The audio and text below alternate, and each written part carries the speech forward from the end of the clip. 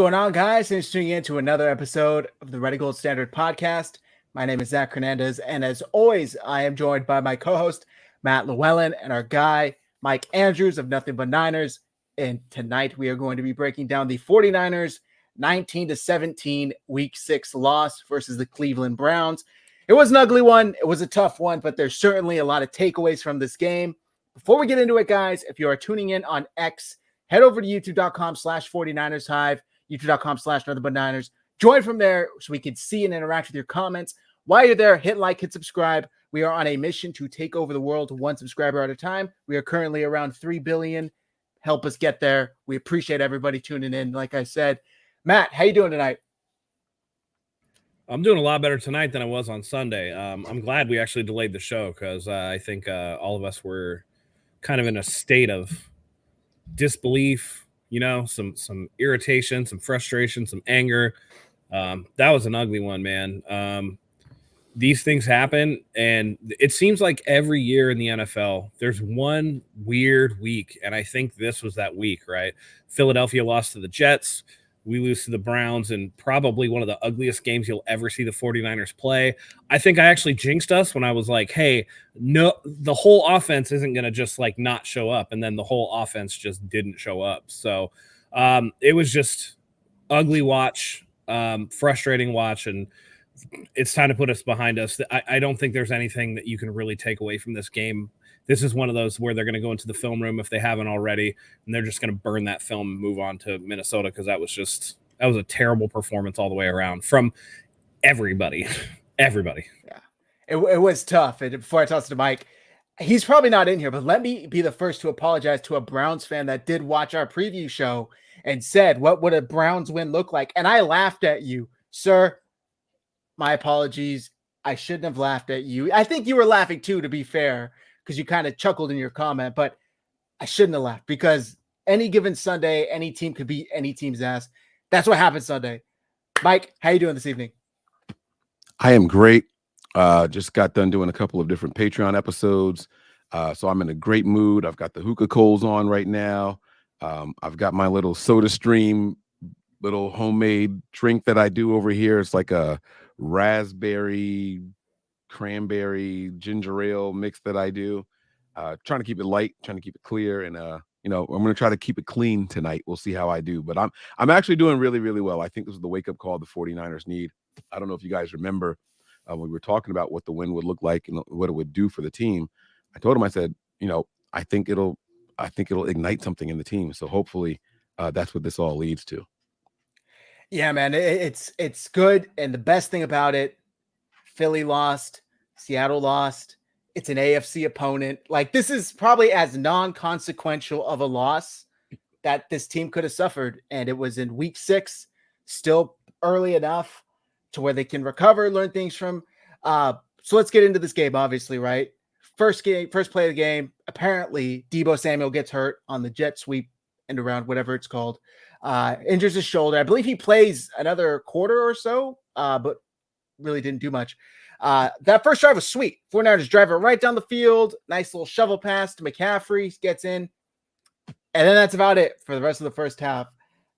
Matt, just real quick, like what were your kind of overall thoughts from this game? You know what I mean? Or first half, however you want to break it down. What's your take on it? Yeah, I mean, listen, we don't really have to break it down by half because things that started after the first drive for each side of the ball, because the subsequent possession for Cleveland was an interception by Fred Warner, which put the ball deep into, Browns territory. They got good field position off of that, and they just weren't able to capitalize heavily off of, of that situation, not in the way that we want them to. I think that was the 54-yarder that Moody missed on that drive.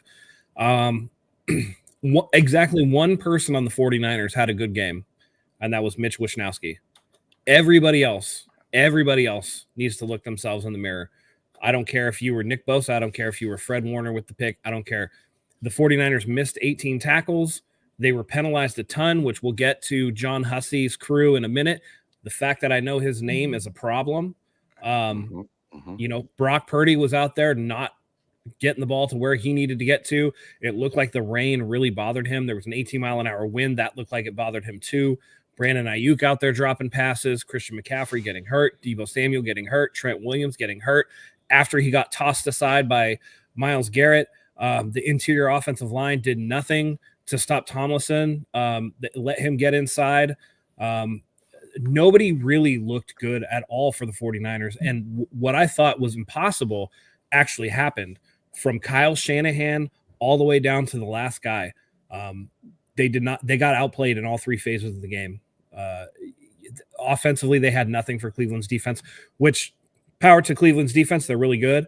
Defensively, they let PJ Walker get way too much. They let Kareem Hunt get way too much. Amari Cooper was cooking, and really they couldn't get off the field. Now, they didn't give up a ton of points, but man, they were out on the field for a long time, not getting those 3 and outs. Just an ugly performance all the way around. Jake Moody, I'm not going to harp on him too much, considering the weather conditions, considering that especially the game winner, right? 41 with an 18-mile-an-hour wind. Not exactly a gimme, a chip shot. I thought that Kyle kind of came up short on that one and needed to run a couple more plays to try to get that a little bit closer for him. I'm not going to hammer him too hard on that. We'll see what he does in Minnesota, but this was just a poor performance all the way around. The one takeaway that I could say is that the team kept fighting, and I was a little bit heartened that Brock Purdy was able to at least lead the team on the final drive to get them down the field in position. It just didn't work out for him. So unfortunate all the way around, really. Agreed. And Mike, I'm gonna toss it to you, but just real quick, I think that was my main takeaway is everything you just said went wrong, yet they were a missed kick away from winning the game. So there's a lot of bad, but the main takeaway I think is still a little bit optimistic. Mike, what was your takeaway? I saw you post on X that the 49ers just got their ass kicked, basically. What's your takeaway? Yeah, I couldn't have said it any better than Matt. He really ran down everything except I disagree with his very last statement. He gave Brock Purdy some credit for driving down the field on the last drive and putting the team in position to win. And while that is factual, I think people forget that we were aided by a huge penalty on 3rd down. We went 3 and out. If it weren't for that penalty, that drive was over. This offense was flat. Even in the very last drive, we were aided by that penalty on 3rd down that kept the chains moving, and then we got into position to score. And it's not like we drove a bunch of yards. It was a total of 45 yards, including the penalty yards, to get in the field goal range. So, I mean, it was just a putrid offensive performance. 2 people going down on your offense should not affect the way the entire offense runs. I've never seen anything like this before. Kudos to the Browns defense. They played a type of defense where it was, we're going to do what we want to do on defense. We're not going to let you dictate with your emotions where we go and what gaps we take and fill in all that stuff. It was motion blind, adverse. I don't know how you want to say it, but they didn't care about the motion. You literally watched those guys not follow the motion on purpose. They purposely said, no, we're not letting you dictate where we go. We're going to stay here and we're going to play. And if you get us, you get us. But if not, it's been working and they stuck with it. Kudos to them. Which is strange because I had saw leading up to the game that this season, the Browns were most susceptible to motion, right? They were allowing the most yards against plays that had motion before the snap. And Jim Schwartz, I don't know if he just threw everything out the window. And I wasn't one of the people that was like, yo, before going into today, Jim Schwartz is, 8-1 against Kyle Shanahan, but shit, maybe there's something to it because now he's 9-1 against Kyle Shanahan. And there were certainly some questionable decisions on Kyle's end. Matt, you alluded to not running another play. I mean, they kicked that field goal. They had the ball. I think it was 3rd down with 38 seconds left. And they had a timeout. They let the clock get all the way down to 8 seconds, and then 9 or 8, yeah. And then they spike it. They didn't even call the timeout. Well, no, that was 2nd down. So they had a first and 10, and they ran Jordan Mason just straight up the middle, rather than doing some of those quick outs, right? And let somebody work towards the sideline. That were working. If you miss that we're working on that drive. If you miss the throw, then as long as you miss it towards the sideline or whatever, it's incomplete. Clock stops anyway. You're not doing anything. I just thought it was poor clock management. I think there is something to the fact that Jim Schwartz has something on Kyle Shanahan, but I also think that Kyle Shanahan gets into his own head in situations like this, and he tried to coach too cute. He started doing stuff that you're just like, this is not what the 49ers have been doing.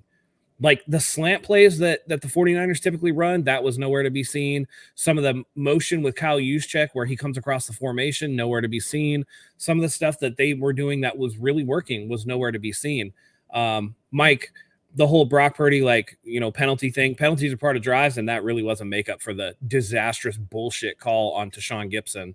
That was, I mean, I'm just going to cancel that out because that definitely was a game changer. That absolutely affected the game. I don't want to get too much into, the refs affecting the game, but the fact that there were 23 penalties for over 200 plus yards, refs too involved. No. There were 25 accepted penalties, 12 and 13. Okay. Yeah. 25. Even worse. Even worse. Yeah. I mean, that's horrendous. That's horrendous for like 230 or 240 yards. I think that Christian McCaffrey going down is a bitter pill to swallow, given that not one, but 2 times there were personal fouls against him when he was shoved into the bench on the sideline. And then for the 4th week in a row, somebody grabbed his face mask and you want to know why an oblique might be hurting. I don't know. Maybe it's the fact that you're standing upright and somebody tries to rip you down by your face. That could play a role. Yeah. It's getting to the point where, and I know Christian McCaffrey's downplaying it. I'm not going to downplay it for him. People are going after him, and I think that is BS, and I think the NFL needs to step up. It is, man. You name me another player who's had multiple face masks against them how many weeks in a row? I challenge you to find it because you won't. Well, I don't watch the rest of the league closely enough to give you an answer, so I'm not going to argue against it. But I will say that I do think a big contributing factor to it is McCaffrey's his style. When he's about to make contact with the first guy, he puts his hand out to their face mask, which forces them. They just reach out naturally. And unfortunately, fortunately, it depends on if you like the penalty or not, right? Like you'll take the extra yards. They end up grabbing onto the face mask as they're reacting to his stiff arm in their face. Like but they don't have to drag him down, though. That's the thing. Right. Now, I agree they're with not that letting part, go. Right. They're pulling. And that's where it comes into more than just incidental, oh, crap, I got the face. I mean, we've seen his head get nearly twisted off 4 weeks in a row. Yeah. That's not incidental face mask. I completely agree with you there. Like the contact isn't the issue. It's what you do once you realize you're in the face mask. They have to know to let go. But if you're making contact with his face mask 10 times in a game, one of the times your momentum, your body is naturally going to, I'm falling, I got to hold on. Like that's going to happen, and it's going to warrant those kind of penalties. It's going to get those penalties. So I'm not saying that there's not an attempt to pull his face mask. I think Christian McCaffrey is too much of a marquee player for teams to be dumb enough to purposely try to do it. I think some of it's kind of like the LeBron James flop. I'm going to credit McCaffrey for getting those calls. I think it's less of, hey, go out there and hurt the guy, and more of like, hey, he's like bread and butter, give him something extra. You know what I mean? Yeah. Like, you don't have to necessarily be dirty, but they're just doing like, hey, do anything you can to bring this motherfucker down. When he gets over to the sideline and Newsome, when they're 3 yards out of bounds, shoves him into the bench area, right? Like, what are you doing, bro? You can't tell me that your lack of, like, you got your eyes closed or something. You know where you are in relation to the sideline, and you don't have to give him that extra, but they're giving him that extra. There was all that stuff. There was the, bro, I don't even know what a fumble or a forward pass is anymore. Yeah. I don't even know, man, because to try to even justify that was a forward pass, and even Dean Blandino is like tepidly going like, well, maybe, you know what I mean? Like, and by the way, I thought an underhand was a toss. That's not considered a throw. So it shouldn't have been a fumble either way. It didn't even go. It didn't go forward. It was a lateral, if any, or was straight, if anything, if not back. So I don't get how it was ruled an incomplete pass. Like the whole thing. Okay, so let me. This is what I've been thinking about, and I put this out on X. There should be 3 press conferences after each game: the home team, the away team, and the officials, because they're just as big of a part as the game as the teams are. And I would love for them to have to go and explain their reasoning, explain their logic in the calls they made. We'll never get it. I don't know why, but we never will. But I was listening to, I think it was Peter King this morning, and he was saying he doesn't understand it. He could watch it 1,000 times. It's not a fumble to him, but for some reason, the refs just stuck with the call, and he's like, they're basically telling us what they think PJ Walker was thinking. They're reading his mind and telling us what his intention was. Oh, he was trying to throw the ball forward. You don't know that. All you have is the video of what he did. The ball's out of his hands before his hands moving forward. So the fact that they ruled that an incomplete pass was ridiculous. Right. And here's what I would say. If you want to prevent this from happening again, you need to make it so that like your arm is you're in an overhand throwing motion to be an incomplete pass. You shouldn't be able to just underhand that shit. You know what I mean? Like if you want to do a scoop pass or whatever, like Mike's saying, that's like more a toss than a throw. That's a toss, right? But right. Well, but it goes technically it goes forward. And then the other interpretation of the rule is if he was trying to pull it back into his body, then it falls under tuck rule. Right. But at the same time, if your palm is up, that should be a fumble. Right, exactly. If your palm up, that should be a fumble. But the officials have to learn to do something. And at a point in time in the game where it's a close game, I don't forget the close game. If it's a play like that, you have to err on the side of caution. You rule it whatever way you're allowed to review it and reverse it. Thank you. Because they blew it dead. They make the call and just make it unchallengeable. You can't do that in the NFL. It's crazy. It's crazy. Yeah, that's what frustrated most. If you rule it one way, it's automatically reviewed, right? You can make sure it's correct. If you rule it the other way, that's it. So why not? And it was within 2 minutes, so it's not like you could even be challenged. Why not rule it a fumble? I mean, and then make sure. I mean, but here's the thing: they auto-reviewed it anyway. They did, but and then they still, and if they would have ruled it a fumble, Nick Bosa had a clear recovery, so it would have been down where he recovered the football. It would have been 49ers football. It's not like they wouldn't have got it, but I understand in as a general rule, you should. I've always hated the blowing of the whistle thing, right? Like you just let it play out, rule it so that you can auto-review it. I understand underneath 2 minutes, although I will say John Hussey and crew, I don't think that they had the mental wherewithal to know that it was under 2 minutes when they blew it dead. So I just I feel like every time that dude referees and I see him, it's just I wouldn't be surprised if he's one of the biggest like flag throwing crews in the NFL with that guy. So obviously that call, obviously the defenseless hit, whatever the hell they called on Deshaun Gibson on the drive that ultimately took the lead. And then like 2 plays later, the phantom call on Charvarius Ward. On Ward.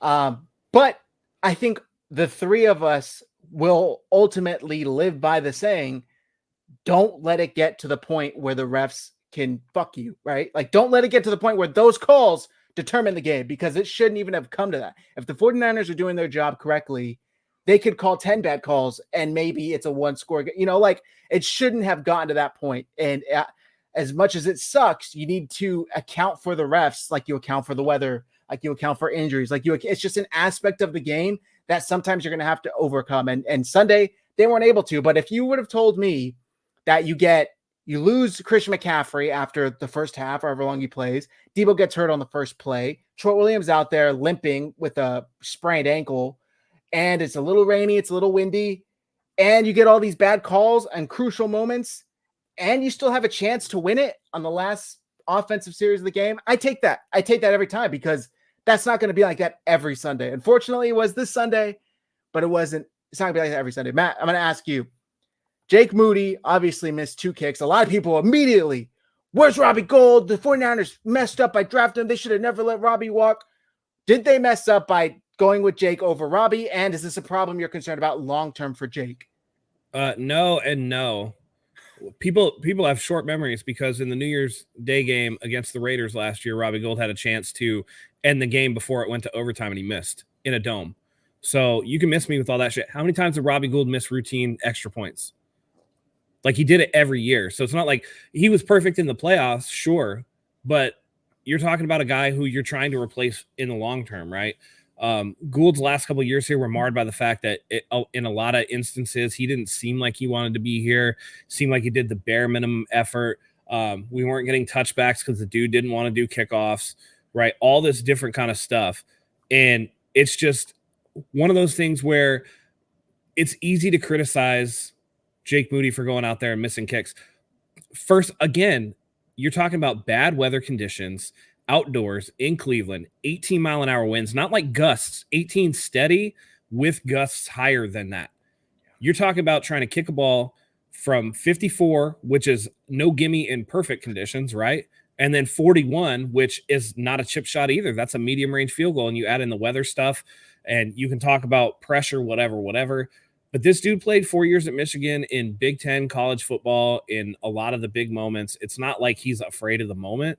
And these are the first 2 kicks that he's missed in the regular season. Yeah, he had some gaffes in the preseason, but that's, to me, this is one of those things where you got to see what he does next. Just go out immediately and complain that we don't have Robbie Gould. Can anybody tell me where Robbie Gould's playing? Because it wasn't just the 49ers that didn't want his ass. He's home. He's playing golf. Right. He's playing that dude on Instagram. He's at the green every day. Exactly. Nobody wanted him.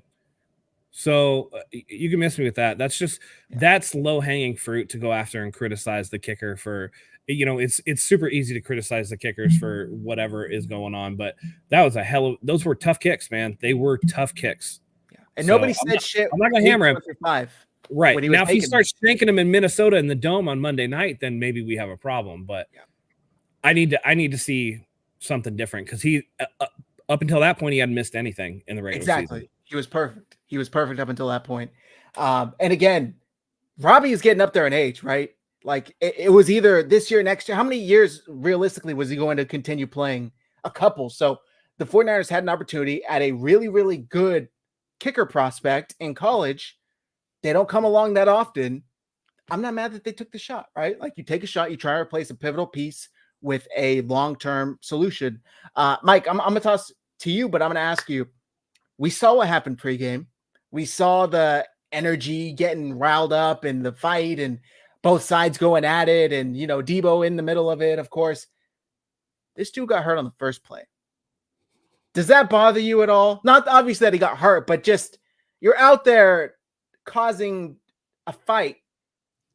Ultimately, you weren't there to back it up. How do you feel about that? Does that, because maybe I feel a little way. Maybe that's just me. It doesn't bother me mainly because he was defending Ayuk. So I've watched the video a couple of times. I can't tell if Ayuk was doing like the money.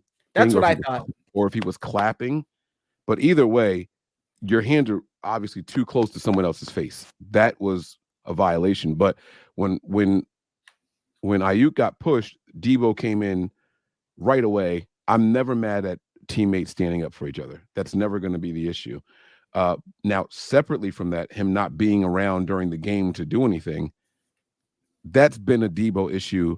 It's if he's injured, he's going to miss X amount of games, or if he's like laboring, they'll put him out there, but as a distraction. We've already seen that happen this year where he's not part of the game plan because he's nursing something, right? Like and then you go on Twitter and you want to start like this war.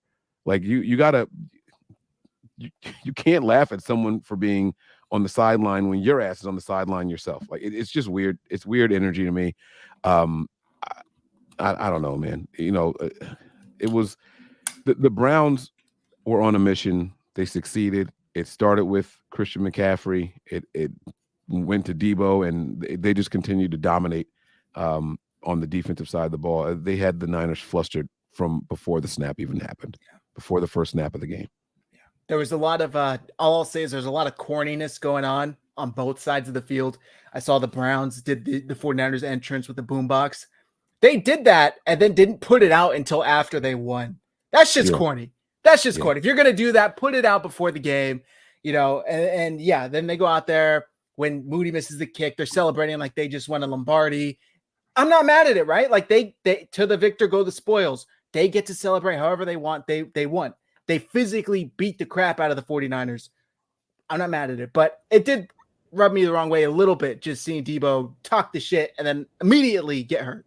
And so it's something we're not used to, right? The 49ers get physically outworked. Not at all. Particularly the offensive line. And listen, there are people on Twitter saying that Purdy wasn't under pressure. Y'all are tripping. The other people in here talking about how Moody should have made all those kicks too. Y'all are tripping too. You guys are the first Charlie Brown looking mofos trying to kick a field goal. You guys couldn't even make a 10-yard field goal. Y'all Purdy was ridiculous.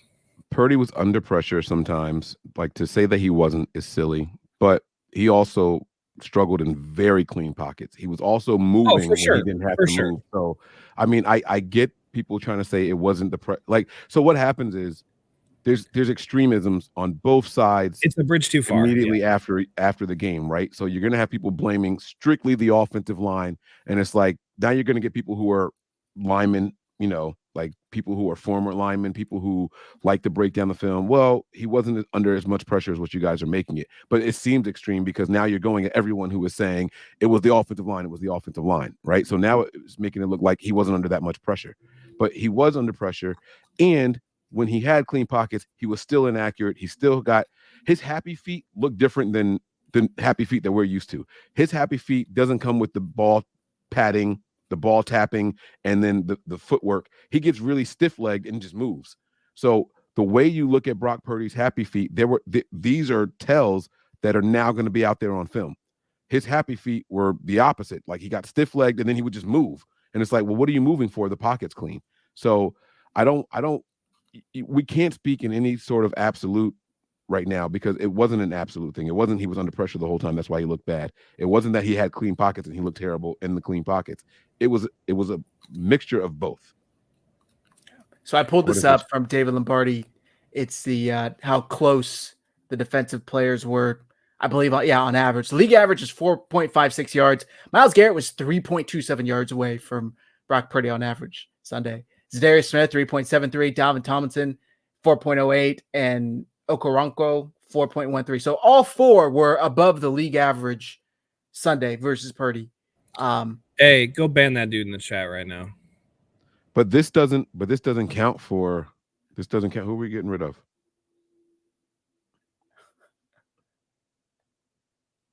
I think it's on Mike's chat. Oh, it's on Mike's chat. Never mind. Something I have to do? What's the name? H-Town Made. We don't need that kind of language up in here, bro. All right. I don't know what he said. I just clicked it. All right. You guys be civil. All right. But they like this graphic, okay, cool. He was 3 yards away from Brock Purdy. So 10 feet's not enough space. 9 feet's not enough space. I don't like these. There's certain people with that his wingspan. I mean, he could probably touch him from 10 feet away. Hey, bro, Purdy's 3 feet tall, bro. Like, come on now. Myles Garrett can stand in, Cleveland and have one arm in Pittsburgh. Like, this dude is a beast. This isn't cute. Here's what I'll say though. If Myles Garrett is 3.27 yards away from Brock Purdy, then that means Trent Williams is right in Brock Purdy's lap, and Brock Purdy ain't gonna be able to see over Trent Williams. He had no sacks and no quarterback hits. So I don't care how close or far away he was. He didn't touch Brock all night long. Weren't you just telling Matt in the preview show that Bosa? Don't tell me that Bosa hasn't done much because he's been impacting games, even though he wasn't on the stat sheet.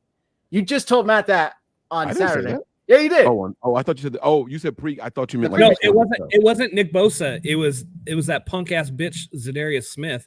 Thank you. The one who was the one who grabbed Christian McCaffrey's face mask, and that's the only time I saw him. So you guys don't want my real thoughts on Nick Bosa and his production this year. I'm trying to be nice in pregame shows.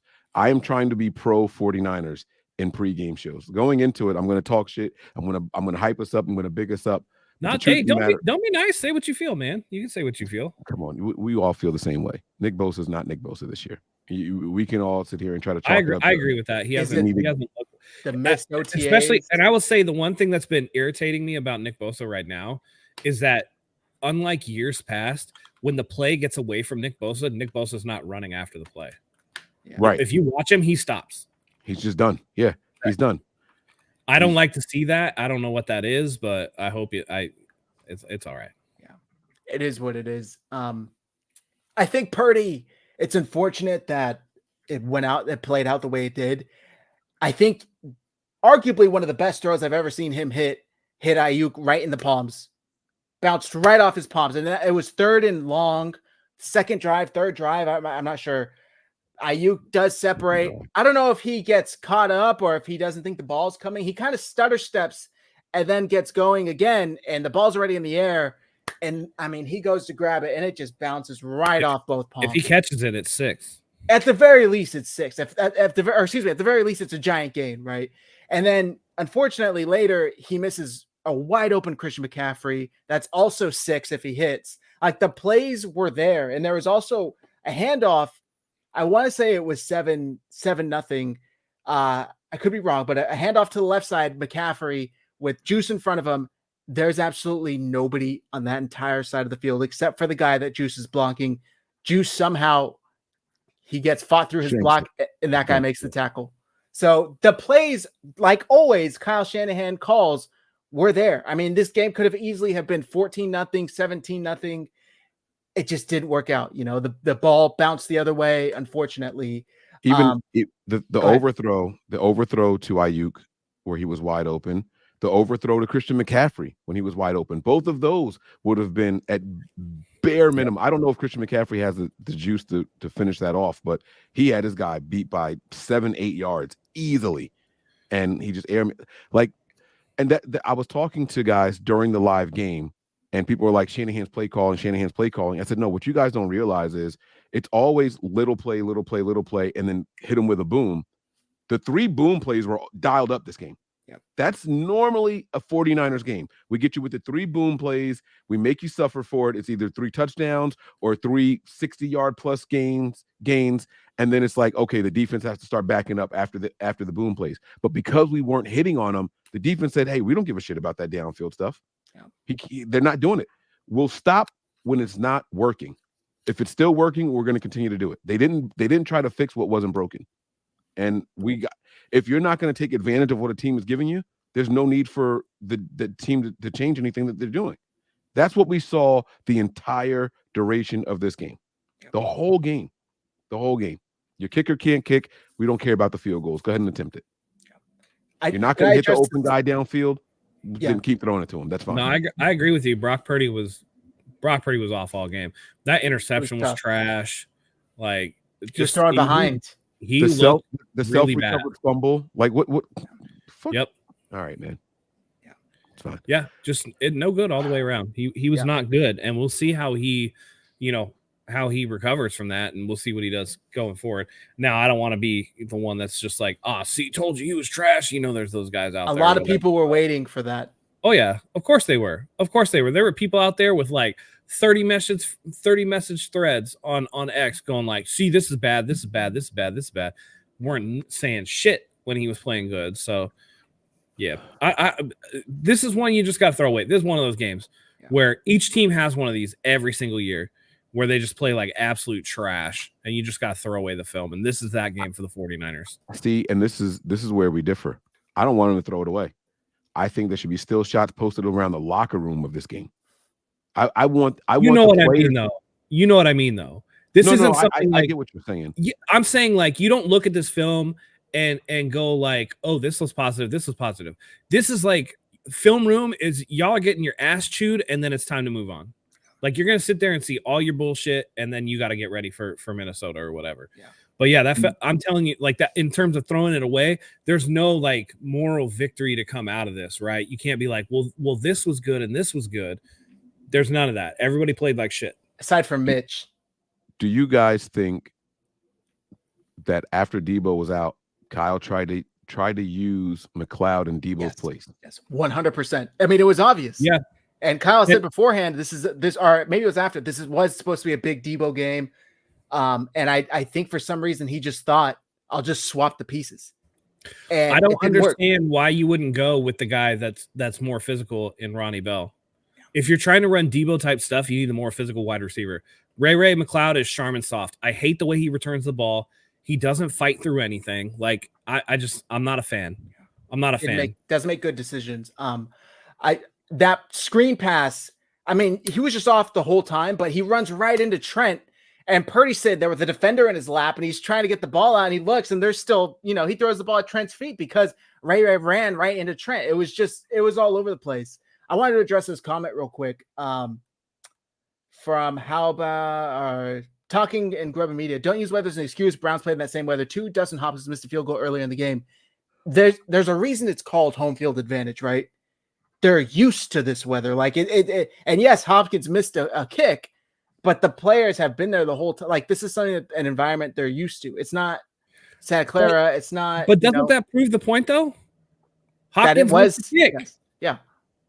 Like you have no idea. The way that the stands are configured is going to change the way that the air moves 10 yards above the field versus what the weather's like down on the field. Like you have no idea. If the wind stops and he tries to aim more left, which I think is what happened on the first one. If you watch the flags, when he kicks that ball, the flags go limp and he misses it left. So then he tries to compensate the other way and the wind doesn't stop and then pushes it right. I think y'all think you know too much about kicking, and it's a lot more nuanced than you people are giving it credit for. And was it bad that he missed? Yes. I'm not trying to say he shouldn't have missed the field goal, like he should have made the field goal or whatever, what have you. But it's not as simplistic as, oh, well, you should have just made the kick. Yeah. I saw this tweet from Weather Applied Metrics. Last kick of the 49ers Browns game, initial kick was headed 0.44 yards from the goalpost center. Dead center, right? The spin took it rightwards, additional 0.82 yards. The wind then pushed it an additional 2.39 yards further right for a total of 3.64 yards from the center of the goalpost, resulting in a missed field goal. So it was a little bit off, and then the wind carried it that much more off, which, by the way, sounds like if it were another 3 to 4 yards closer, this field goal goes in. If my understanding of this is correct. What's up, Mike? How wide are I thought the goalposts were 15 yards. How wide are they? That's a good question. I don't know. How wide? 18 feet 6 inches. Oh, 18 feet. 18 feet. Yeah. So that's 18 yards. Yeah. And that's the thing too. So you're talking from 41 yards, which is 123 feet away. You're aiming at a target that's 18 feet 6 inches wide. That's I believe it's 10 feet high for the crossbar, 10 feet high, 18 6 across. Yeah. And y'all are just out here just saying like, man, he should have just made it. He should have just made it. Like, I get it. If he was in a dome or with no wind or anything like that, sure, man. But weather like that, bro. Yeah. Like, I'm not going to hammer a kicker for missing 240 plus yarders in that type of weather. I'm just not going to do it, dude. The biggest problem to me coming out of that game were the penalties, and maybe John Hussey and his crew were just flag happy, but either way, every single fucking first down turned into a 1st and 20, 2nd and 25. Once you get that far behind the sticks against a defense as aggressive as the Cleveland Browns, you're not going to have much success against that. It killed every drive before it started. And here's I'm gonna go back to what you said, Zach. People hammering on the kicker. If the 49ers play better, then it's not close enough for the kicker to fuck them either. Exactly. You don't want the refs to fuck you. You don't want to leave it in the kicker's foot. Take care of business other ways, it wouldn't have happened. But to just put it all on Jake Moody is bullshit, man. Everybody played poorly except for Mitch. Yeah. And that's what Fred said, basically, I'm not going to put that on Jake. Jake tried to basically come in and save the day, but he shouldn't have been put in that position to begin with. Speaking of Fred Warner's comments, he later on. See his podcast? Yeah. Well, he later went on to say, I never want to feel this way again. Now, what do you guys think he meant? Because, and yes, that is Charmin behind me because Matt said McLeod is Charmin soft. Ray Charmin soft, baby.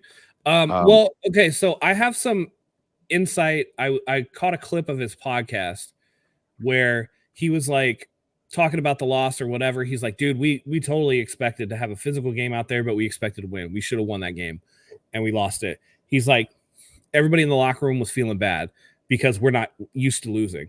He's like, and that's a good thing. We shouldn't be used to losing. And then he kind of said, like, at the end of the day, we got to learn from it and move on. Like, it's a loss. It sucks. We don't want to lose. We're going to use this as motivation. But we're in this for the trophy that you get to kiss at the end of the season. We're not in it for an undefeated season.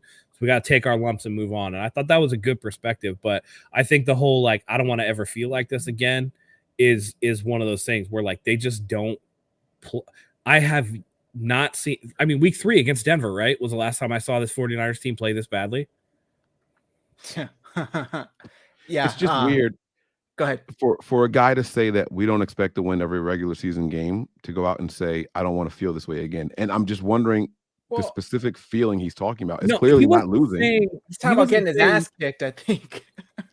right, and he wasn't saying like, oh, we don't expect to win every game. What he's saying is, I don't give a shit about the undefeated season if we don't get to win it at the end of it. Is what he's saying. I took that as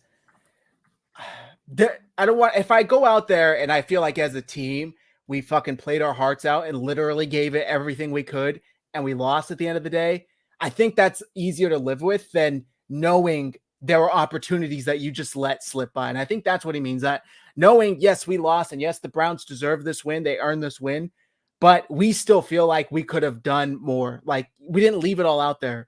There were missed throws, there were penalties, there were, things that didn't go our way. Like, I think that's what he means by that feeling. Yeah. Did you have a different take, Mike? No, well, kind of, but I don't want to. I don't want to put it out there yet, because it's like I'm not sure what he meant. I'll be honest with you. I'm not sure what he meant, but I did a Patreon episode earlier today that is just finished downloading, so I'm going to be posting it soon. But between the comments of what he said, Shanahan and Bosa, like,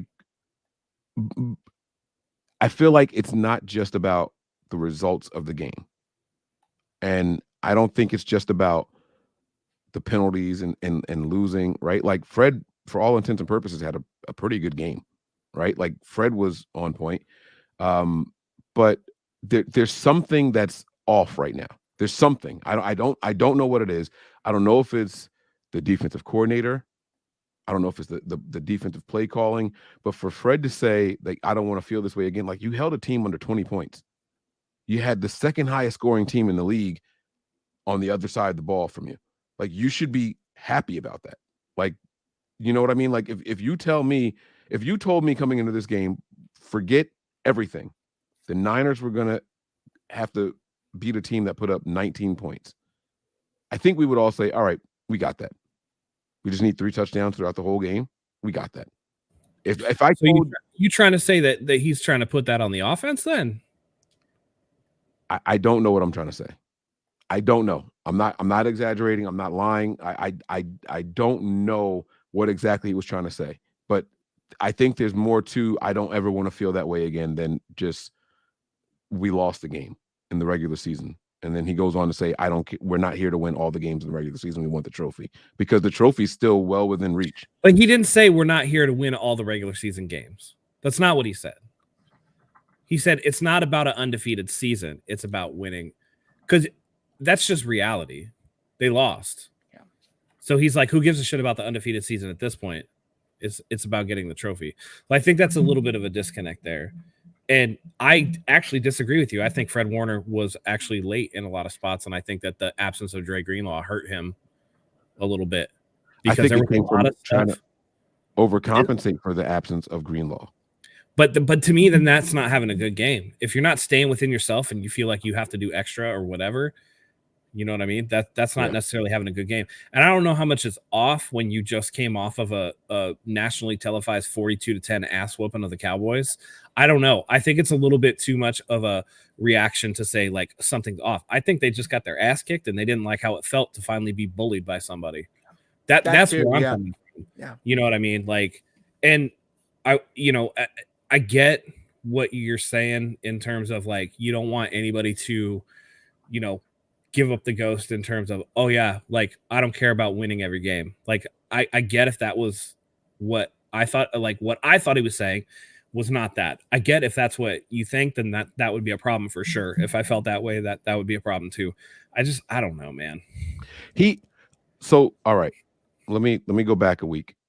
Micah Parsons went out afterwards on his podcast and said the better team didn't win. He said that we're just as good as them. I still think we're as good as the Niners, blah, blah, blah, blah, blah, right? Now, we all scoffed and laughed at it like, bro, the results are the results. You're not better than us. Every leader on the 49ers went to the podium and said they were the better team today. Is it as simple as that? Like, Fred never wants to feel like we're not the better team?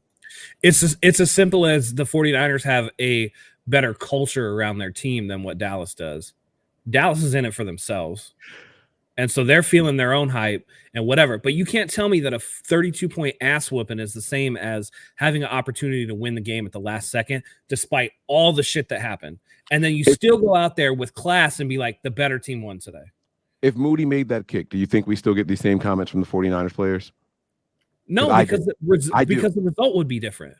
Tone down a little bit. No, they wouldn't say the better. They wouldn't have been like they were the better team today. Not that. They would have been like, we have to play. Hey, we got out with a win, but we have to play better. Yeah, I agree with that. Yeah, they wouldn't have said we didn't deserve this win. They'd say there's a ton we got to clean up. Luckily, we escaped. Jake came through for us and saved our asses. They would have been like, hey, we knew coming into this game that it was going to be really tough, really physical. That's a hell of a football team over there. We're glad to get out of here with a win. We need to clean up some of the mistakes that we made, and we can play better. We got to come out and play better. That's what they do every single time. This team never gets too high, never gets too low. And they certainly don't go on a podcast and try to say that a 32-point ass whooping that they were still the better team. That's some bullshit. Yeah. So I saw a bunch of people saying the Browns just gave the NFL the blueprint on how to beat the 49ers and how to stop them. Yeah, sure. If you have a Myles Garrett, if you have a, Newsome and the secondary, if you have this defense, which no other NFL team does, Philly, maybe the closest, Dallas as well, the Jets, maybe, but you have to have the personnel in order to do what Cleveland just did. I would love for them to try it. And the weather. And the weather, and the injury luck, and the referee luck. So many things went badly. So I saw a stat that they're giving up the least amount of passing yards per game since like 1970. Yeah, through 6 weeks. Yeah, they're giving up 140 yards passing a game. Yeah, who's that? The Browns. The Browns. They're a phenomenal pass defense, number one in the NFL. I will say that I do think that there's something to the Browns gave a little bit of a blueprint, right? So I said this. I think I said this in our pregame show. Our preview show, where you guys said, how do you stop a team like the Niners? And my response was, you have to adopt that Vic Fangio mentality. There's one ball. Who cares about how many weapons they have or what plays they're going to run? There's one ball. And I sincerely feel that that's what the Browns went out there and followed. It was I talked about already. They didn't care about the motion. They were like, we're not going to let you motion us out of our play calls until it's not working for us. It never didn't work for them. So maybe teams start to adapt that. Maybe the motion that the Niners run on 85% of their offensive snaps all of a sudden doesn't matter anymore. And then we're talking a whole different type of game plan. I'm just saying maybe that's what people were talking about. I could see that. But I could also see, Mike, let me ask you, if this game was played in sunshine, 70-degree weather in Santa Clara, does the offense for the 49ers look as discombobulated? Does Brock Purdy look as off? Because you had to have a ton of things happen to even get it to that point, and the 49ers still almost won. Brock Purdy played his worst game as a professional. Christian McCaffrey and Deebo Samuel get hurt. Brandon Ayuk out there with butterfingers. George Kittle a no-show. Trent Williams getting dog-walked by Myles Garrett for a lot of the game, right? Interior defensive line giving up pressures. Kyle Shanahan coaching against a coach that apparently has his number. And then you throw weather on top. This was like a perfect storm game for the Cleveland Browns to do something. And the 49ers were a missed field goal away from winning the game and still putting up 20 despite all that. I don't know if that's necessarily a blueprint, as it was a perfect amalgamation of different pieces coming together and really working against the 49ers. I always say it, weather narrows the talent gap. And somebody in here had a great comment, and I want to go up and find it. But that pregame fight did not help the 49ers. That put it in, especially when you got the pregame fight and the 2 personal fouls on the first drive of the game. Now the referees feel like they got to dig in their pocket too, and you dirty up the game. Exactly. And that further narrows the talent gap. Yeah. And so you got this perfect storm of everything that could go. It was Murphy's Law. Anything that could go wrong did go wrong for the 49ers. I don't know you can necessarily pull a blueprint out of that. Yeah. All right. So I think they go ahead, Mike. No, they held the Niners to half of their average per game. To literally half of what they were averaging per game. I'm not saying that it's a blueprint to beat the Niners, but people were legit saying, how do we slow this offense down? That was a question. And the Cowboys thought they had something. Hey, we slow down or stop Christian McCaffrey, we got a chance. Well, that didn't work. That obviously didn't work. You know what I'm saying? So I don't know. I think by nature, if Christian McCaffrey leaves the game via injury, the offense is going to slow itself down. If Deebo Samuel is a shell of himself running routes out there, the offense is going to slow it. You know, like, yes, I'm giving Cleveland Browns 100% credit. They had a fantastic game plan. They came in, they executed it. They played very well. But also the 49ers got injured. You know, like two of their best players did not finish the game. Well, that impacts the offense a lot. And self-inflicted wounds. Trent Williams, you know, false start, right? Who was it? Banks, Burford. You know, in on a 3rd and short or whatever with a false start, they go 3rd and long. Yeah, the Browns held the 49ers to half of their average, but were the 49ers even 50% of what they normally are? That's the real question. There was a lot of stuff going. Like I said, it's such a shitty game that I don't know what I can personally pull from it in terms of going forward. I need to see what they do against Minnesota before I decide to make any type of long-lasting impression, because for all I know, this was just the worst game that the 49ers are going to play this season, and they're going to come right back out next week and pick up where they left off. You know what I mean?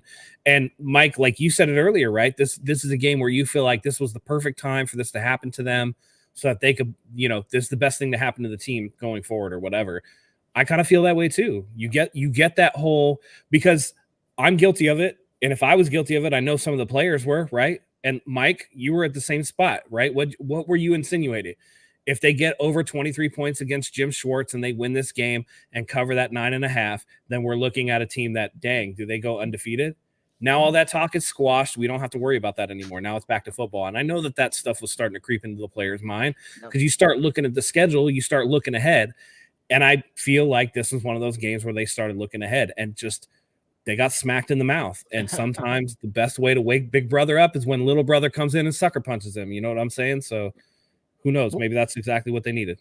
One thing that pissed me off the most, and I'm not remembering fully what happened, so correct me if there was a penalty or something, but the 49ers' second to last drive of the game, right? I believe they get the ball back up 1 point.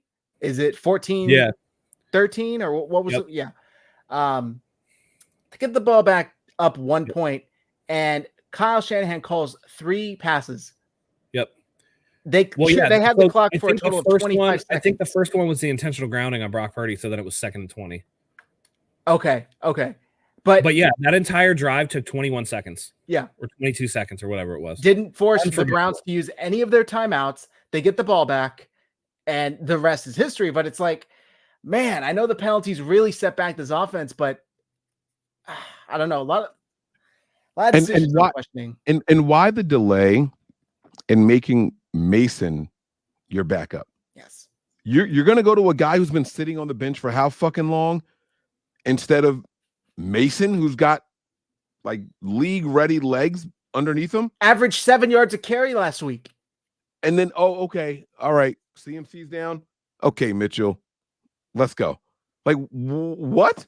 Yeah. Now, I will say this. I don't know what Mitchell did in pass protection, but I did see Mason literally go to the wrong side on a couple of plays and miss blocks. So maybe that was why. Maybe it's the protection thing. But for the plays that you know you're going to be running the ball, not for nothing personally, I didn't want to see a guy just coming off of injury in there instead of McCaffrey. That's me personally. That's my personal take. Now, I'm playing Madden, right? I'm not in there. I have no idea what they saw throughout the week of practice and all that stuff. I don't know. I don't know. Maybe they sincerely felt, hey, you know, Elijah Mitchell's back. He's 100%. He's ready to go. His legs are under him. I'm not rushing that kid back out there after being inactive for so fucking long. Like, it just doesn't make any sense to me. I can't justify it. I can't sit here and convince myself, and I've tried. Mike, why do they go to Mitchell instead of Mason when CMC went down? I can't. Mitchell, Mason, and McCaffrey. Oh shit, we got triple M's. I think you're touching on a good point. Mason is very bad as a pass blocker. He's not good in pass pro.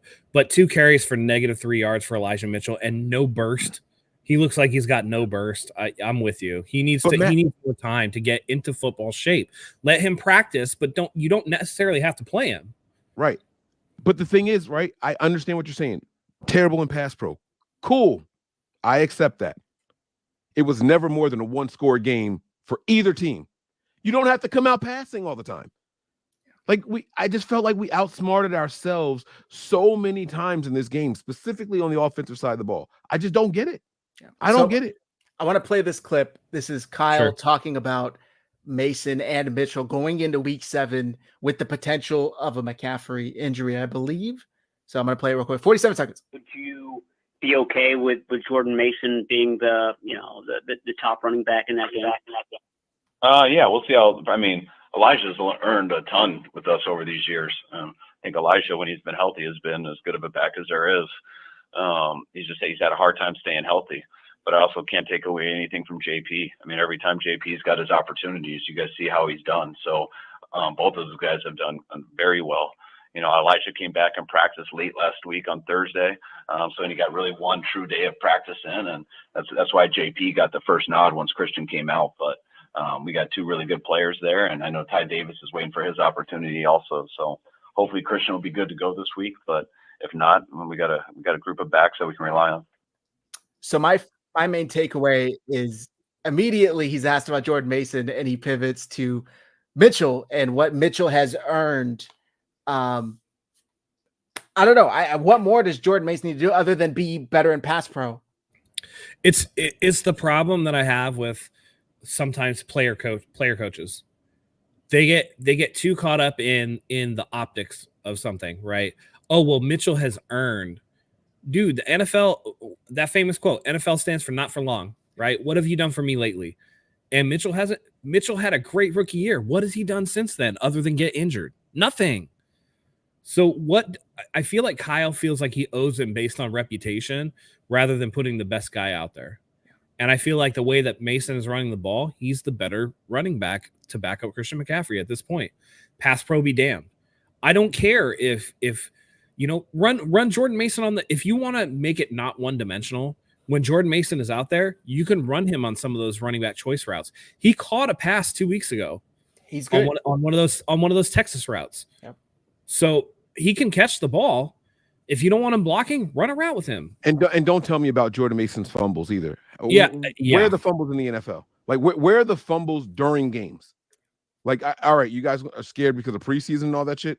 Like, I think I can remember maybe one fumble for Jordan Mason in the league. Like, stop it, man.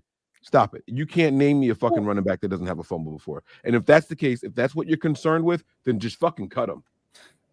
Don't let him be on the team if you're worried about him fumbling the ball. Don't have a wide receiver on the team if you think he's got butterfingers. Then he's no fucking good to you at his position. That's it. Here's the other thing. In between. We make too many excuses for why Kyle may not, maybe should have done what. No, fuck that. If these guys are here, it's next man up mentality. And Kyle is the king of riding the hot hand. That's exactly how your guy over in Miami, Raheem Mostert, got the name that he fucking earned, because Kyle decided to ride the hot hand in that playoff game. He wasn't the top back in that game.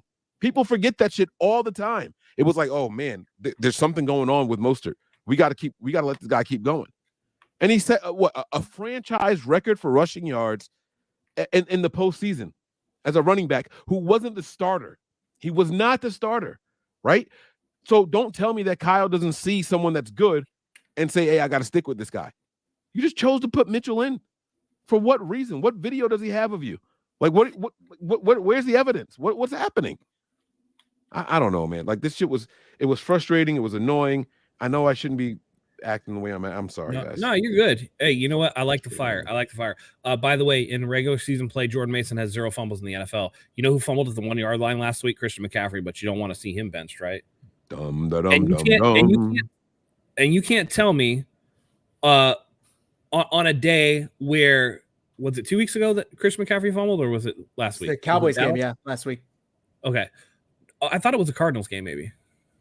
No, it was I'm not after sure. interception. Anyway, you can't tell me on a day where Brock Purdy is spraying the ball all around the field and can't hit the fucking broadside of a barn that you're more worried about Jordan Mason fumbling the ball than you are Brock Purdy maybe potentially throwing a really bad throw.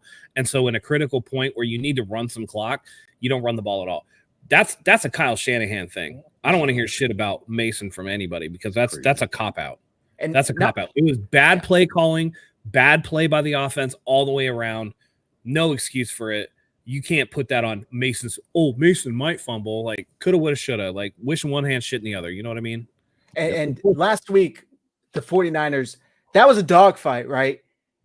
They desperately needed a physical runner. Who was the more physical of the runners, Mason or Elijah Mitchell? Mason. It's Mason. Mason's the guy who's the mutter. He's going to go in there, fight for the extra yards. I'd like to see Ty Davis-Price get some run. That too.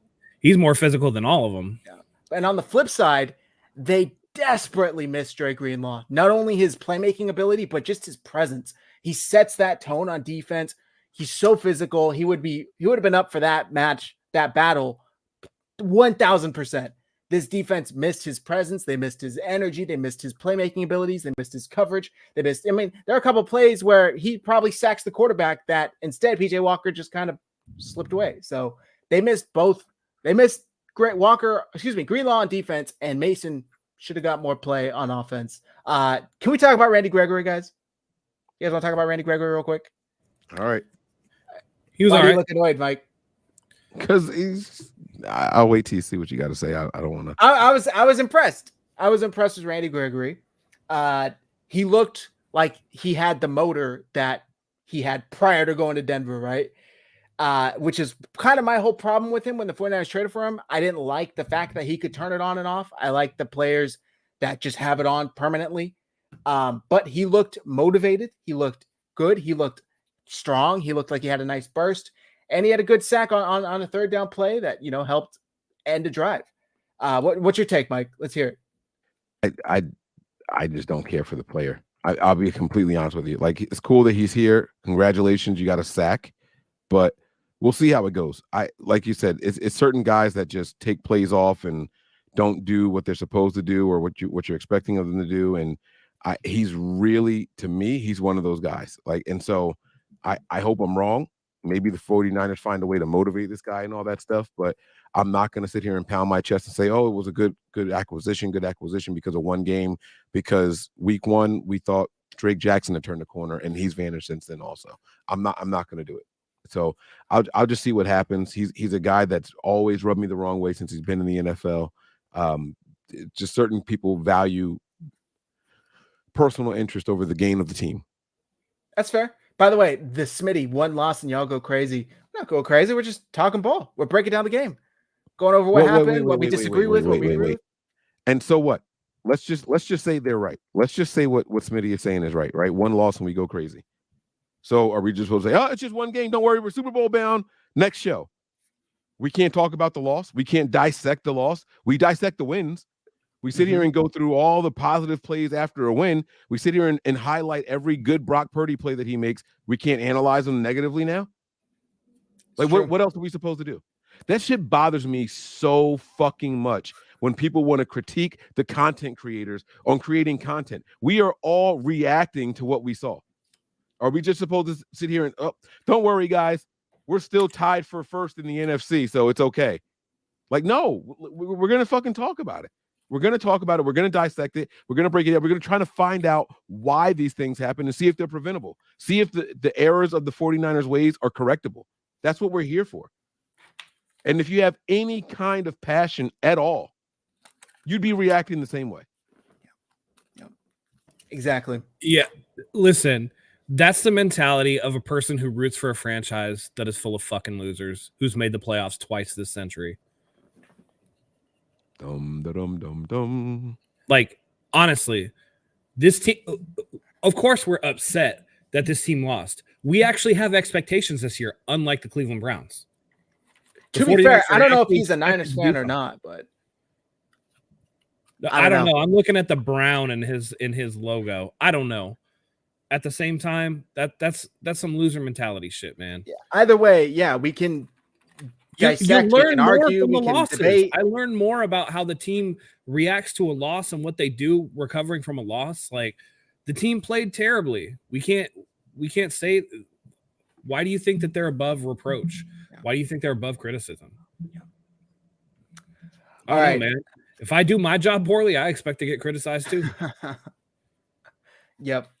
Matt, did you have any thoughts on Gregory, or similar to what Mike had? I'm kind of with Mike. We've seen the flash in the pans, right? Where you'll see like a Kerry Hyder have a really good game, or a Samson Ebukam have a good game one week, and then they're nowhere to be found in the stat sheet. He only played 26 snaps, despite the fact that he's been playing, football the whole. It's not like he's coming off the street or whatever, right?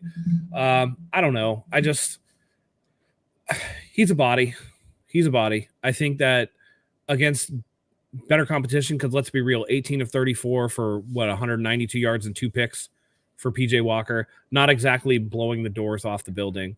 It's not like the Cleveland Browns offense was anything special. Better competition, I would expect to see, something different, but good for him in his debut. Nice debut. I want to see more.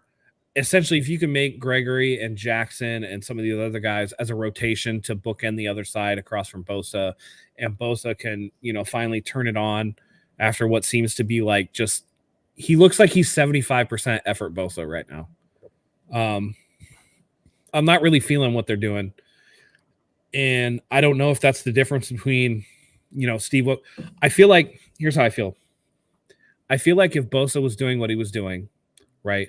And by the way, Eric Armstead, who I haven't even barely heard his name called, he hasn't done shit. Hasn't been disruptive, hasn't really been doing a lot. I know, not filling the stat sheet, blah, blah, blah, blah, blah. But he does, this team is not really Kareem Hunt got a bunch of yards on us. They're not defending them. The middle is soft of that defensive line. You guys probably know I am one of the biggest Eric Armstead fans there is. And when I found out that they were missing a guard in this game, my brain said, oh, Armstead and Hargrave were about to feast. Yep. Nothing. No, and I don't, let's just say it's not nothing. Let's say I go back and do the all 22 watch and wow, he was really disruptive. Not enough. Not disruptive enough to be going against a backup offensive guard. And it's I'm going to try to stay on topic. I'll leave it there. I'm going to shut up for now. But those two guys make too much fucking money for us to not have blown up the middle of their offensive line every single snap. I'm sorry. You're getting paid way too much money to go out there and not be effective pieces like what you were supposed to be. Tomlinson was doing on the other side for half, maybe less than half, and the 49ers were at full health. And here's the thing. It's not like Kareem Hunt was burning to the edge. They got a lot of their damage up the middle. Cleveland had 160 yards rushing. Are you kidding me? 100 of that was after contact too. Right. So I just think that there is, I think there is a disconnect with Steve Wilks, because I feel like if we got the effort from this defensive line with a Robert Saleh or D'Amico Ryans who are down on the sideline, those players are getting their asses chewed immediately. Right now, you got the voice coming at you. Got to pick up the little telephone thing, right? Like, oh yeah, okay, coach, okay. That's a whole bit of difference than Robert Saleh ass screaming at you in your face, right? And Coach K can only do so much. You got to have the defensive coordinator down there to back you up too. You know what I'm saying? And I think that Wilks is focused on the defensive backs, which they're playing okay, not great. Right. I don't know, man. I think there is a little bit of aggression that we've had in prior years that's missing. The edge is just missing, not the position, but the feeling, right? That kind of borderline chaotic feeling that the defense used to have. I don't feel like they have that right now. And so maybe there is something to that, but I don't feel like this defense is playing up to their capabilities. Yeah. This kind of surprised me a little bit. Ian Sharp Kyle wasn't happy with the run defense. He was quoted by saying, when asked about it, I was disappointed in it. If I had to guess, it was our most missed tackles on the year. I thought they got our edges way too much. It was way too much, especially when you have a quarterback coming in who hasn't started yet. I don't think I've heard him talk this openly when critiquing the other side of the ball. Did you guys? What are your thoughts on that? How do you take that? They did miss their most tackles. They missed 18 tackles. Yeah. That's wild. That's way too many. And what is it about this 49ers team that they play like shit and lose to backup quarterbacks? They do this all the time. Colt McCoy. They almost lost to what's his name? The guy that Myles Garrett almost beheaded with his own helmet. Mason Rudolph or whatever. Mason Rudolph. But Stidham with the Cowboys. I mean, not the Cowboys, fucking Raiders game. It's Marcus just, Mariota. Marcus Mariota was, I guess he's a backup now, but he was a starter for the Falcons. But this team plays down to competition in the worst ways possible. Which I just said in the previous show. I'm so glad they haven't done that since Purdy came in. What do? Exactly that. So it's frustrating. It really is frustrating. But Mike, did you have anything? I was kind of shocked that he was that openly critiquing. Maybe a shot at Wilkes. I've actually criticized Kyle before about how he throws shots at the defense when his offense doesn't. So I wasn't surprised by that whole thing. However, again, a big part of my show was talking about the defense, and I think that I know it's just one game. But if we're all honest with ourselves, this is not the Robert Saleh 49ers defense. This is not the DeMeco Ryans defense. This is a very different looking defense, and the players are starting to notice it. The players are starting to say something about it. I'll tell you guys, between Fred Warner's comment, I don't want to feel this way anymore. Nick Bosa said something that I thought was super, super layered. He made a comment at the podium after the game, and he said that the question was, with around 3 minutes left in the game, you made that sack. Did you feel like the game was over at that point? And he said, no, I thought it was a good call. I think we executed well on that play, but I think we should have made adjustments earlier in the game, and we didn't. And I'm sitting here thinking, okay, that's cool. What adjustments is he talking? That's what I'm thinking. And then another person asked a question not related to that question at all. He answers the question, and then one of the Mats come right back, and they say, "Hey, you were asked about the adjustments. Do you think those adjustments that can happen quickly, or do you think this is something that happens long term?" And his response was, well, injuries are a part of the game. Like the NFL is a long season. Everyone has to deal with injuries, but like we should account for them sooner than what we did. Something along those lines. I'm paraphrasing. And so I went back and I listened to Kyle Shanahan's injury report, and there were 4 players on the injury report from during the game: Christian McCaffrey, Deebo Samuel, Trent Williams, and Odom. Well, what adjustments could Bosa have been talking about being made based off of injuries that didn't happen during the game? Because Odom wasn't out there. He wasn't out there. He's a safety. So it sounds to me like we had a defensive plan. We knew or figured out that Greenlaw wasn't going to be there, and we just didn't care. We didn't care. It was like, oh well, this is still our plan. This is still our scheme. This is still our game plan, and they didn't adjust. To me, that's what it sounded like. So I'm just saying that I think that the team is starting to lay the groundwork for blame to be thrown to the defensive coordinator, and I don't think that's right. I think they're setting this guy up to be a scapegoat of some sort. And the reason I say that is because there's never in the history of the NFL been a defensive coordinator that was hired and he didn't bring anybody with him. He hired no new staff members. Not a single new staff member came with Steve Wilkes. Not one. I've never in my entire life seen it. Maybe I'm wrong. Maybe it's happened before. Someone please find it and tell me.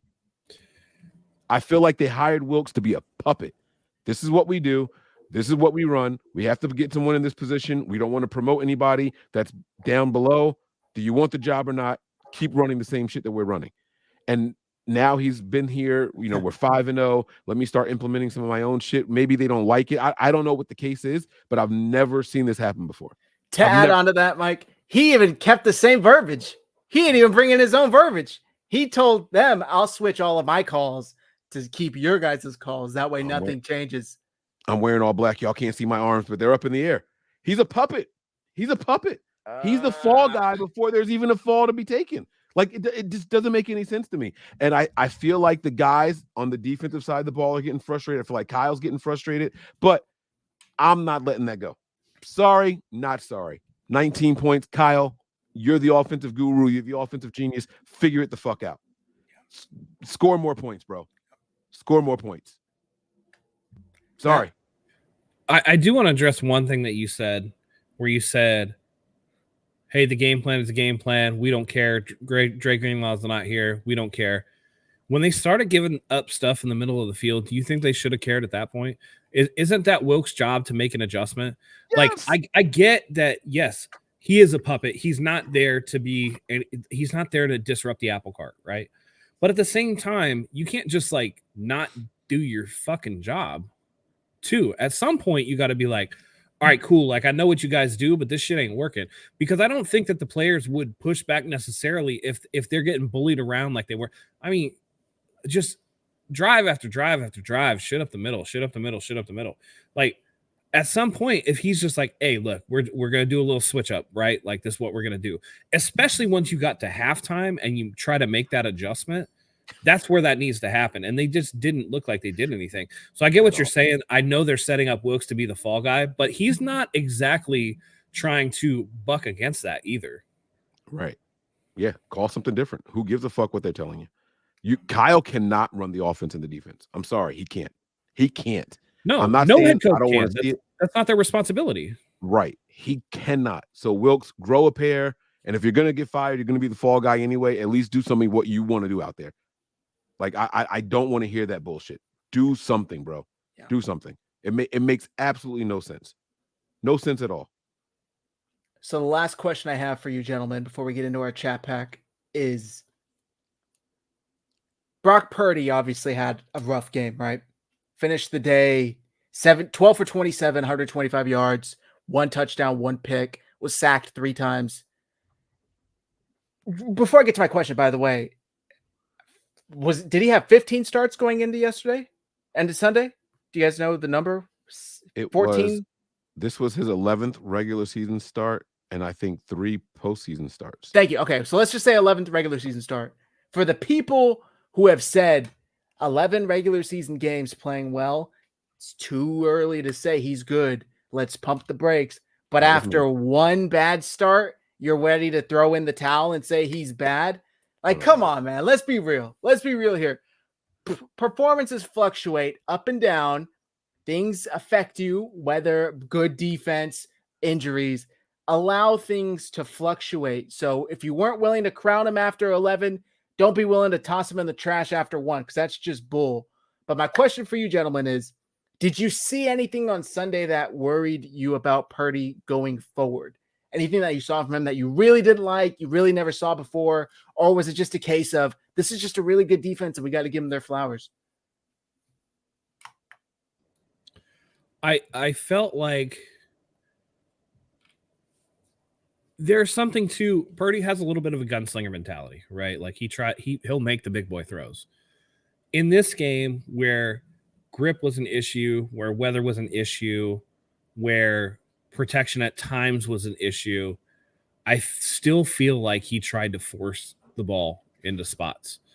And I think that is, you don't want to take away that aggression, but in previous games where you would see Brock Purdy maybe take a throwaway or something like that, he was trying to make too much happen. It's where you start getting into the intentional grounding play where he's like trying to rush outside, right? And he's not going to beat the guy to the edge. And then he throws off his back foot, doesn't get back to the line of scrimmage.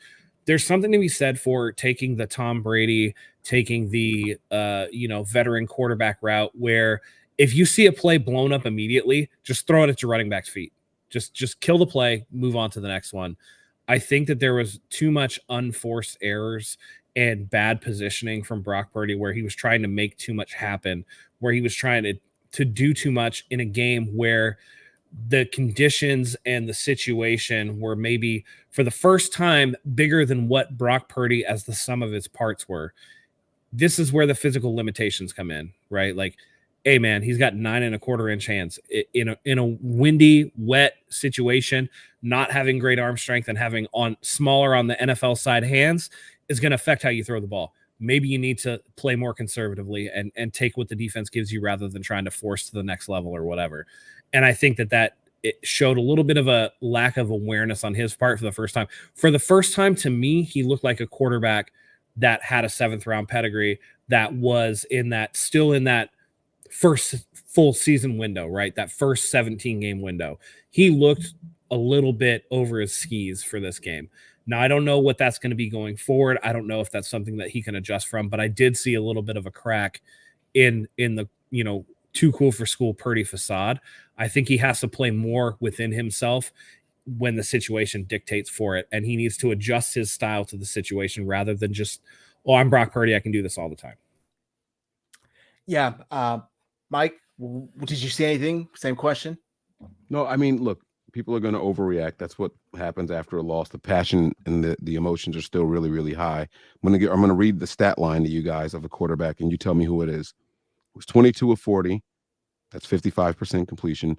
He threw for 248 yards, 1 touchdown, 4 picks, and he was sacked 3 times. He finished the game with a QB rating of 42.5. Was this from Sunday? Or No. just No. Is that a Just Josh Allen stat? This is just in history. Tom Brady? How long are we talking? That's Tom Brady? This is Tom Brady. 2005. This is the same year they won the Super Bowl. This was the year after they won a Super Bowl. So they won in 2004 and 2005, and this was his game against the Kansas City Chiefs. Listen, bad shit happens to the greatest of players. I'm not saying Brock Purdy is on Tom Brady's level. I'm not saying that he's great, but every single NFL quarterback has a game they wish they didn't have. By the way, this was not his worst statistical game either. I didn't go out there and just type in what is Tom Brady's worst game. That's not it. My point is there's ebbs and flows to NFL careers. Some games just don't work out for you. And this was one of the ones for Brock Purdy. This was the first one in a long line of a lot of success. Is it something to be concerned about? Absolutely. 100% we should be concerned, because now I'm interested to see how he bounces back. I want to know how he answers. I want to know his mental wherewithal. I want to know if he can really shake it off. We sat here and said before, he threw an interception. He came right back the next drive. He was fine. It's easy to shake it off in game. How is it when you got to sit with it for the whole week? Do you really have that 24-hour rule or 48-hour rule in mind? This is where I really want to see it. This is when I want to know if the rubber's going to meet the road right now. I got to see how you answer. And guess what? It's not just me. The whole world's going to be watching. It's prime time Monday Night Football. Yeah. It is prime fucking time. It's time for us to do what the Cowboys just did. Cowboys got dog walked by the 49ers. And they said, hey, guys, everyone's watching. We got to go out there and do something right now. We got to show them that, hey, that was an aberration. Like that's not who we are. We got to show them that we're for real this year. We got to show them that, hey, the Niners got us. We'll be back, though. This is the Niners' time now to do that same exact thing. Brock Purdy, you got your worst worst game of your career so far. That's cool. That's cool. Everyone has them. This may not actually finish being your worst game of your career. Doesn't mean you can't have a nice, long, promising career. So I'm very interested to see how he answers back. I want to know. I want to know about his mental wherewithal. And so we're going to get a chance to see it, man. I think it's too soon for anybody to try to put him in any kind of box. And I've been that guy. My story has been consistent. When people were trying to don him as elite, he's really, really good, Mike. I don't know what else you need to see. And I've been saying I want to see longevity. I want to see consistency. 10 games is not enough for me to say, hey, yes, he's here. He's elite. I'm gonna reserve that same exact right in defending my quarterback. Right? It's too soon to say he's a bust either. It's too soon to say he's not good either.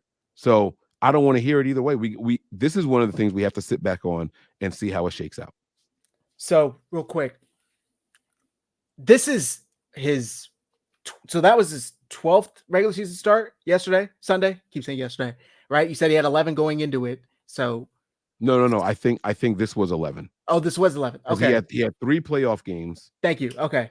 Yeah. So out of 11 games, what other quarterbacks have the standard put upon them that they have to single-handedly drag their team to victory, right? Which quarterback within their first regular season worth of starts is, if you can't do it without your best players, then you're probably not that good. It's like, let's be honest. Why are we putting this ridiculously high standard on Brock Purdy? Just because he's played well up until this point, he's still essentially a rookie, when it comes to games experience. He started a lot of games at Iowa State, but that's not NFL. Like once you get to the NFL, things completely change, faster, stronger, smarter. So I just think we need to pump the brakes a little bit. I'm not too worried about it. I don't want to say the rain is concerning that he played that poorly. I saw a comment in here, maybe wear gloves next time. I don't know. The ball slipping out of his hands concerned me. But I think other than that, there's a lot to learn from and grow from. Could it not be just one of those things, though? Because, Zach, you and I were there in person in the rain when he dog walked Tom Brady last year. That's true. So it could be rain, wind. It could be the ball they were using and how it was prepped pre-game. It could have been a number of things that could have been that. I don't want to look too much into that because he has a really good rain game and he has a really bad rain game. You just don't know with the weather. It's too early to say. And Mike, I saw you point out last week, it's like where you were like, hey man, it's okay that you can like Purdy and not think he's elite. It's okay that you can do this. You got so much shit for it, but here you are, right? And then all the people that are coming for Brock Purdy's head now are just as guilty as the ones that came for you. I have never seen a quarterback with such a dichotomous viewpoint from each side of the fan base, so radically entrenched in their position. You would think from the outside looking in that he's either trash or he's the greatest thing since sliced bread. And to me, he's like a good quarterback. He's not average. He's not above average. I would say he's good. And that's what this team has lacked. I think Jimmy Garoppolo is an average quarterback. I think that Brian Hoyer and CJ Beathard and Nick Mullins below average quarterbacks. He's got a good quarterback now. He doesn't have to be elite of the elite, but people also forget that this dude was Mr. Irrelevant. Like I said on the preview show, I've never seen such expectations for a dude that has less than one full season of starts and is looked upon as, oh man, he's either all or he's nothing. I don't understand it. You're pointing out Tom Brady stats. I'll throw out a stat line for you. 26 of 49 for 270 yards, 0 touchdowns, 2 picks. Who is that? I'm going to go with Peyton Manning. What about you, Zach? Josh Allen. Patrick Mahomes got dog walked. That's a Super Bowl stat line. That's a Super Bowl stat line from that 31-9 victory that the Brady and the Bucks beat him in the Super Bowl. Mm-hmm. So you're looking at barely over 50% passing, under 300 yards on 49 attempts, no touchdowns, 2 picks. Yep. Every quarterback has a bad game. It's too early to tell for Brock Purdy. Yeah. You don't have to pull everything from this game, just like you didn't have to pull everything from the Cowboys game where he had 4 touchdowns. You don't have to do it. It's an ever-evolving process, and he's been good so far. I'm with Mike where I think this is going to be a very important week. We came off a nationally televised game where the 49ers played their best total game of the season, a 42-10 butt whooping of a team that's expected to make the playoffs, right? They lose a 10 a.m. East Coast ugly game that most people probably weren't even watching. And the 49ers know that it's a terrible game, right? But the national media is like, oh, what happened? Oh, a lot of them are just kind of questioning. They have a chance to come out and make a statement on Monday Night Football on the road against Minnesota. And it sets up nicely for him because Justin Jefferson's not going to play, right? Brock Purdy's still going to face some pressure because the defensive line for the Minnesota Vikings is actually still pretty good, depending on if Everson Griffin can play or not. But Danielle Hunter's there, right? You got other players there. There's an opportunity here for Brock Purdy to make it through the week. And like Mike said, are you looking at does he truly have the capability to go, okay, I'm going to be upset about this for 24 hours and then it's time to move on? Or is this something that's going to linger? We saw after the Pittsburgh game where Patrick Peterson was talking crap before the game, that Brock Purdy had a little bit of that arrogant swag in him where after the game he was like, yeah, was that pass on Patrick Peterson? Like he was keeping receipts, right? He's got a little bit of that swagger. Now, is that swagger going to be something that's only present when things are going well? Is he going to be a front runner, or is he somebody that can overcome adversity and have a bad game and then push it out of his mind like the great ones do and come back? So that's going to be the true test, because that Patrick Mahomes stat line, really bad. But guess what? They won the Super Bowl the next year. So, look, just to wrap this up, I think Brock Purdy, football is a team sport, right? But the quarterback is essentially, the point guard. He's distributing the ball to help facilitate the offense, move the offense down the field. All I'll say to wrap this up is he got his team in position to win it. His job was done. He did it at the end of the day, as poorly as he did from minute 1 through 59.50. He, at the end of the day, put his team in position to win it. On the flip side, up at MetLife, I don't know if you saw what Jalen Hurts did, but they throw the ball up. He throws his third interception of the day.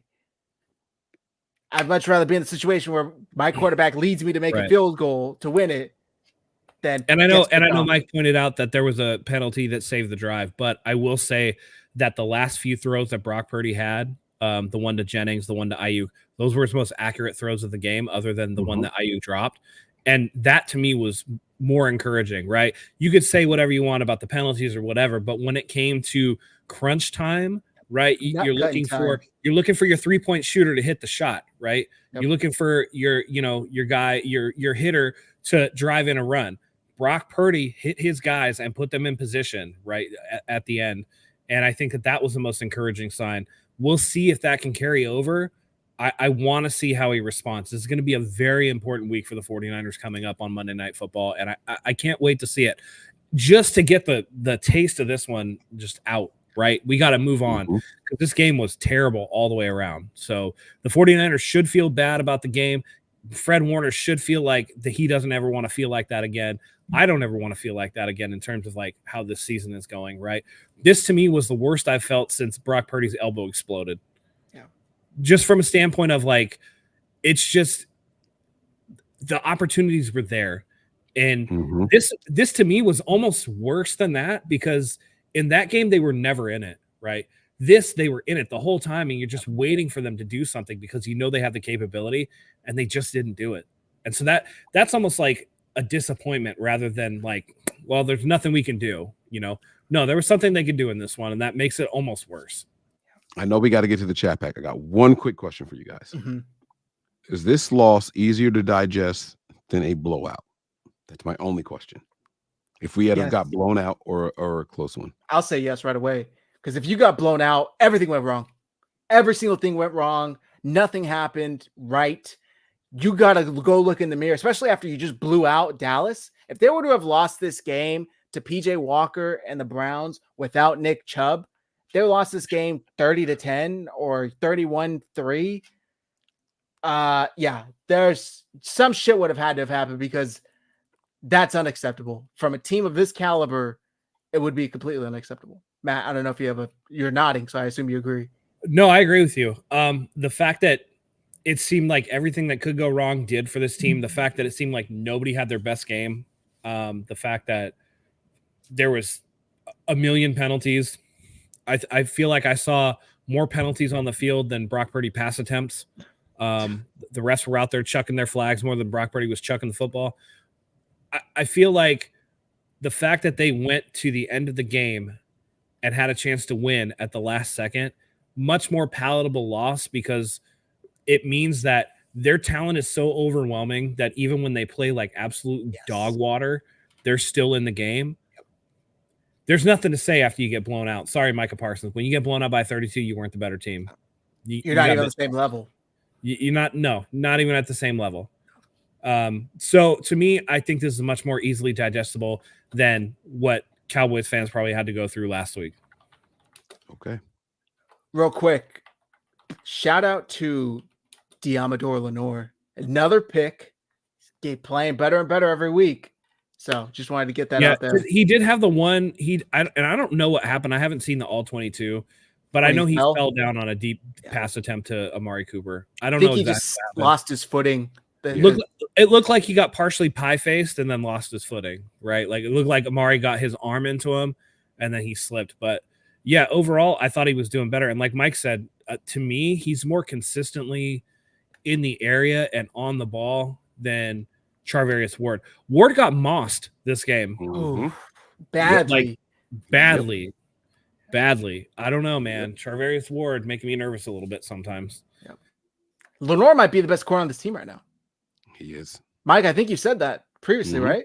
Mm-hmm. Oh, don't look now. I like his little celebration. That's dope. Locked in. All right. Chat pack time, baby. Chat, please answer your comments as well in the chat. If you Sorry, I know you do you got to pay bills before. Thank we you do very this, much. Yes, we do. Okay. We'll be right back. Just want to take a second to thank today's sponsor, MyBookie. As a bettor, you demand perfection, and MyBookie delivers. NFL, college football, and a brand new cash out system gives you options to bet and win all season long. The first 2 legs of your parlay hit, cash out early and use the funds on another bet. Or you could let it ride for the chance of a bigger payday. Join the MyBookie family for a season filled with odds boosts, free bets, and super contests. To get started, all you got to do is super simple. Go to mybookie.ag right now and register for an account for free. That's right, it's free. And whenever it is you're ready to make your first deposit, just use promo code HIVE. It's right here on the screen, HIVE, to grab a welcome bonus on the house. That's our gift to you for being a part of the 49ers Hive family. That's promo code HIVE, HIVE, to claim your deposit bonus. And for a limited time, you also get a free chip to use in the MyBookie casino. You can bet anything, anytime, anywhere with MyBookie. Now let's get back to the show. Shout out MyBookie, guys. Go take advantage of the deposit bonus. Code HIVE. Scrolling across the bottom of your screen. All right. Chat pack time. Chat, like I said, please answer your answers please type your answers in the chat as well. If you had to write your own personal definition of the word success, what would it be?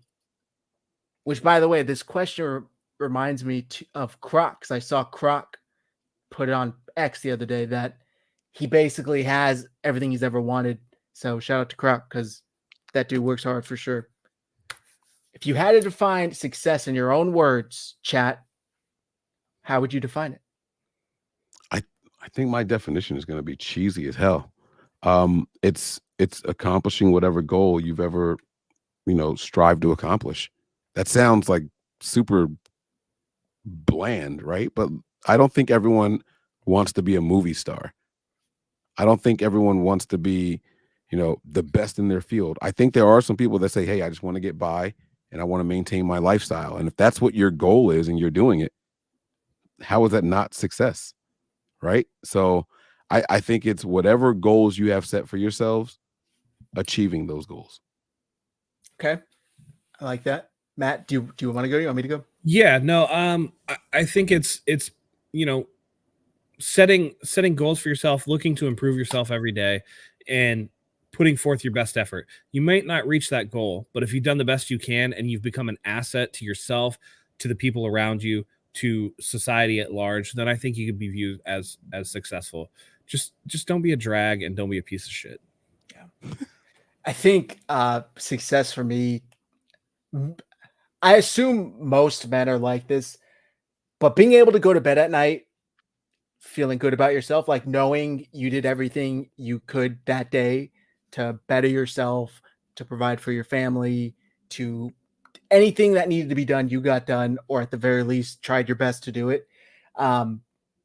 Because there's just so much, not to get too deep here, but there's so many expectations placed on men that it really is a lot at the end of the day that your head's just sitting there racing, right? There's so many things. So success would be going to bed basically with a clear head every night, knowing that you did everything you could that day. That's how I would define it. So, All right, guys. Thank you, everybody, for tuning in. We appreciate you. The 49ers lost this one, but they're going to get back on track Monday night. We'll be live either later in the week or this weekend to preview the Vikings game on Monday night. Follow us on X. All of our handles are on the screen for more details. I got to update this background so I can get the Twitter logo out of here and the X logo in here.